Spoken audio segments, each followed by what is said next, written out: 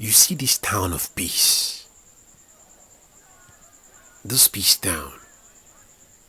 Not everyone is willing to tell you its genesis. The genesis of what a young boy did. The abomination that trapped everyone here. I mean, what town can hold in so much tales that the people can barely remember? They are all trapped in something they can't get out of. Peace Town is a drug. Those running away from life come here. It is all a game until you walk into the gates. I can promise you your safety, but I cannot promise you your sanity. For here is where the mind meets madness. Write your name down. It may be the only thing you want to remember in this town.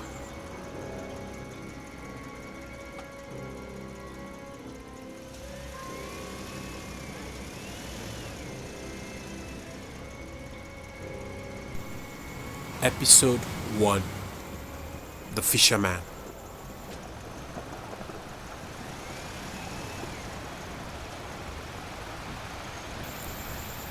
They say life began in the waters, but I've been here long enough to know how it begins and ends. This beach has known me long enough. I cast my net waiting. With each ebbing wave, it pulls supper close. I feel it.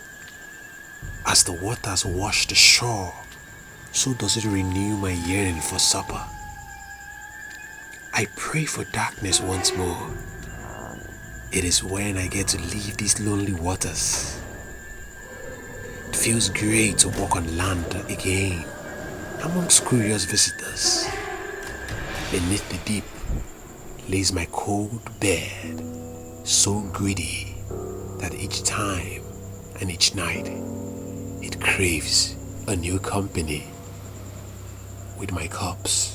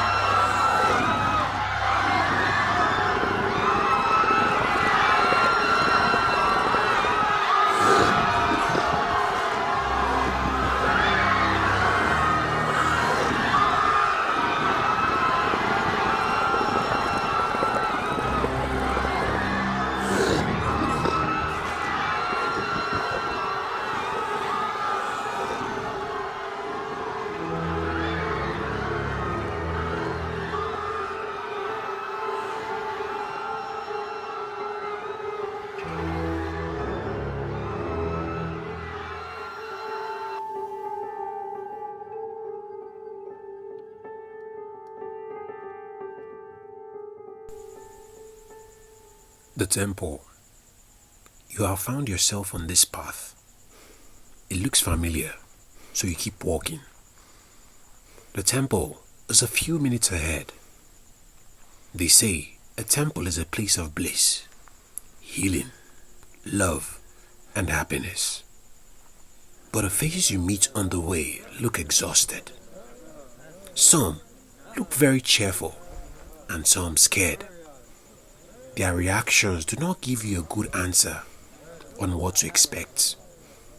Is the temple a happy place? Is it a sad one? Or a torture chamber? Just when you think you can cope with the questions, another man walks by with a limp. There was a great cut on his right foot. It was indeed bleeding. Did he survive an auto crash? I think I was too trusting, he groaned.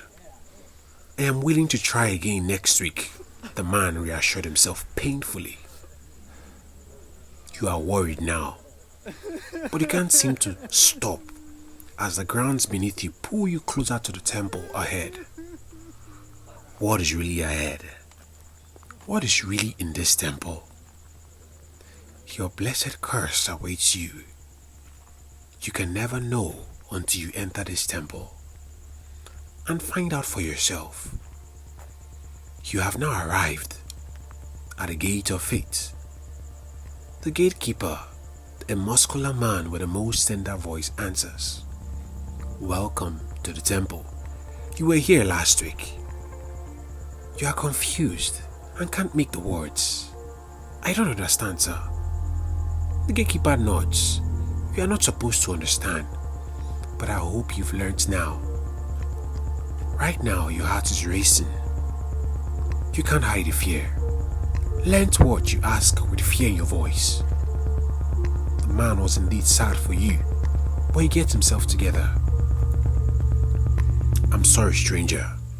You are now in the temple of love. This is your 50th attempt. No. You have 70 years. No! Good luck."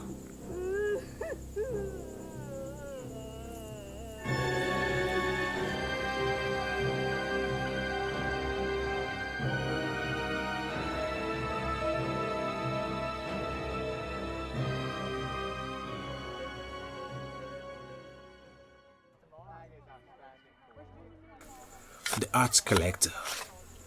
I am sexually attractive. I've heard that a lot. I heard it as a child. My breasts and buttocks were the evils everyone, including my mother, prayed against. It was the evil that made my uncles probe my body in her absence.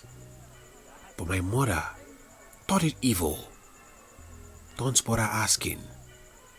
I didn't have a father, not like I care anyway.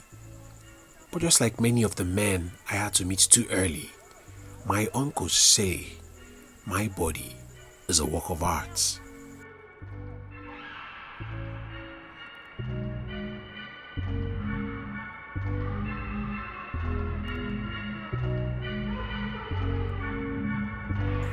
It excites a different kind of a curiosity in me.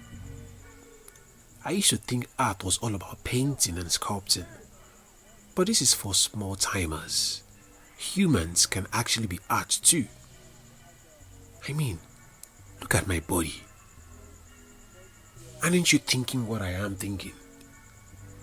Art really feels different for everyone. I understood this as early as age 13. I began reading about the Michelangelos and Da Vinci's. The rituals behind the artistic bodies please me. The human body is indeed art. Then I started an art class. Look, you want to pick an art that connects with enthusiasts and lovers of art. Something that hangs on the wall and looks down on strangers. That kind of thing requires patience. If it is painting, then you know detail and the mood must be well conveyed by visual elements. I have been painting for years.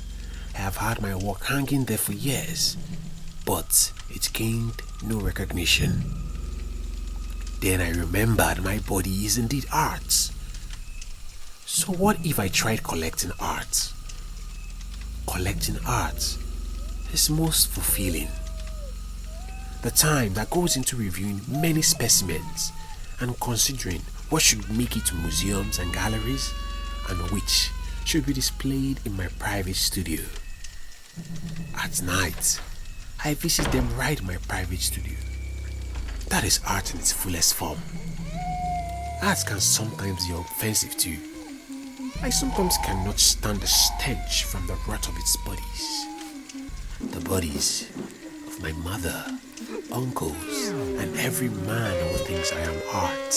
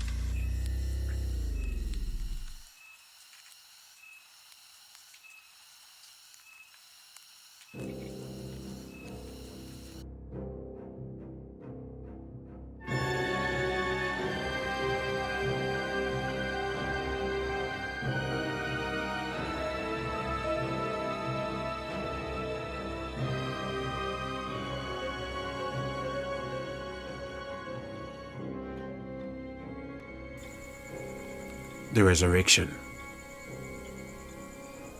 The healer was actually right. It's 12 a.m. and I can smell the perfume already.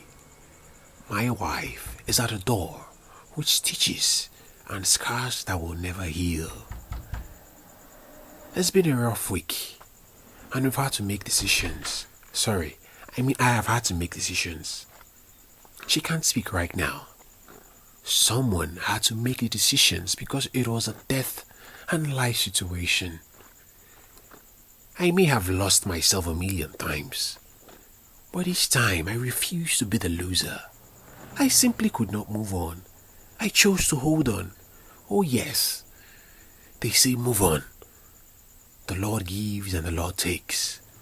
But it's easier said than done. Let no one tell me anything contrary. I was the one whose wife was lowered in the grave.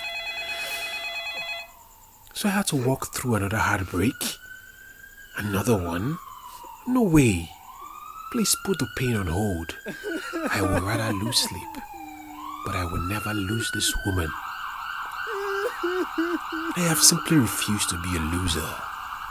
I have chosen to force things and bend it my way. I have chosen to listen to the healer in his words. Take this caterpillar to her funeral. Drop it in as they lower the cups. Then she would be at my doorstep. She's not said anything for days, but I know she's in there somehow. Her presence brings me peace. I may have lost sleep, but at least I didn't lose off.